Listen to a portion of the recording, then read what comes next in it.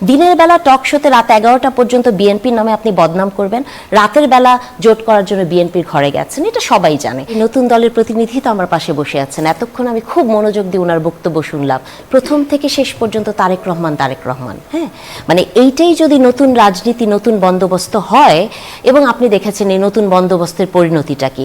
উনি বলেছেন যে প্রশাসন বিএনপির দিকে ঝুঁকে পড়েছে, ঝুঁকেই তো মনে হয় পড়েছে, কারণ ওনারা যাদের সাথে জোট করেছেন তারা ব্যালট বানাচ্ছেন, সিল বানাচ্ছেন, তাদেরকে ধরে ফেলছেন, তাহলে তো মনে হয় প্রশাসন বিএনপির দিকেই ঝুঁকে পড়েছে। উনি এত কথা বললেন, উনি এই যে ব্যালট সহ সিল সহ ধরা পড়লেন, এটা নিয়ে কিন্তু উনার জোট, উনি একটি কথা বললেন না। তার মানে পক্ষপাতিত্ব কাকে বলে আপনি দেখেন। তারপর উনি একটা বলেছেন যে বিএনপি ইলেকশন চায় না, একবার বলেছেন। আচ্ছা, বিএনপি তো মনে হয় একমাত্র দল যারা নাকি জুলাইয়ের 5ই আগস্টের পর থেকে সবার আগে ইলেকশন চেয়েছে, এবং আমরা যারা তখন ইলেকশন নিয়ে কথা বলতাম, আমরা তখন স্বৈরাচারের দোসর হয়ে গিয়েছিলাম। তখন তারা অনেক নতুন বুলি দিয়েছেন, তারা বলেছেন যে সংস্কার লাগবে, আগে সংস্কার পরে ইলেকশন। দেখেন, বিএনপি যদি এত খারাপ দলই হয়, অনেক তো মানে এটা তো সত্য তথ্য না যে এনসিপি বিএনপির সাথে যুক্ত হওয়ার জন্য, জোটে যাওয়ার জন্য অজস্র চেষ্টা করেছে। তাদের অনেক নেতারা বের হয়ে এসে বলেছেন, এটা আপনারাও জানেন। আমরা দিনের বেলা টক শোতে রাত 11টা পর্যন্ত বিএনপির নামে আপনি বদনাম করবেন, রাতের বেলা জোট করার জন্য বিএনপির ঘরে গেছেন, এটা সবাই জানে, এটা তো নতুন কোনো কিছু না। তারপরে যেটা হচ্ছে যে উনি নারীদের কাছে হামলা করার কথা বলেছেন।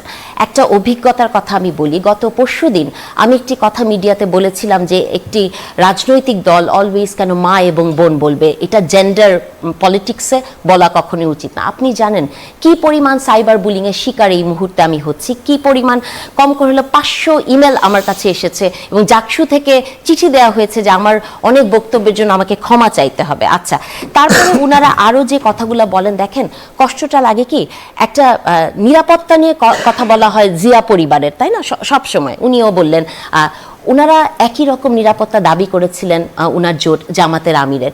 তারেক রহমান বলেছে ওনার থেকে 3 ডাবল দেওয়া হয়। দেখেন তারেক রহমানের যে নিরাপত্তাটা আপনারা দেখেন, আপনারা দেখেছেন লেখা থাকে সিএসএফ কি সরকারের? উনি কি জানেন সিএসএফ কি? সিএসএফ হচ্ছে চেয়ারপারসনের সিকিউরিটি ফোর্স, এটা বিএনপির নিজস্ব ফোর্স। তা আপনারা নিজস্ব ফোর্স দিয়ে আপনারা সিকিউরিটি দেন, তাতে তো কোনো অসুবিধা নাই।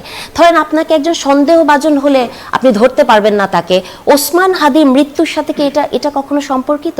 ওসমান হাদির মৃত্যুর বিচার কি বিএনপি চায় নাই? উনি ওসমান হাদির বিচারের সাথে মিলে ওই কাকে সন্দেহজনক মনে হলো তাকে গ্রেপ্তারকে এক দরে দেখছেন। আসলে হয়েছে, যতদিন পর্যন্ত তারেক রহমান দেশে আসে নাই, প্রত্যেকটা টকশোতে বলতে হতো তারেক রহমান কেন দেশে আসে না।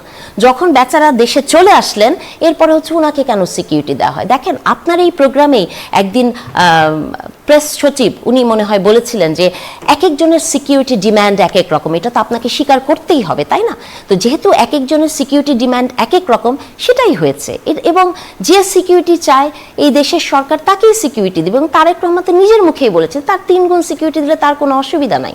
তাহলে আপনারা নিজেদের সিকিউরিটি বাড়েন, কিন্তু অন্যকে নিয়ে মানে প্রতিটা কথায় আপনি সমালোচনা করেন, ঠিক আছে, কিন্তু পার্টিকুলার দেখেন এটা কিন্তু এইবার ইলেকশনের প্রচারণা একটা বিউটিফুল জিনিস ছিল। কয়েকদিন আগে পর্যন্ত দুই পক্ষের কথা বলতেন, কিন্তু নাম নিতেন না।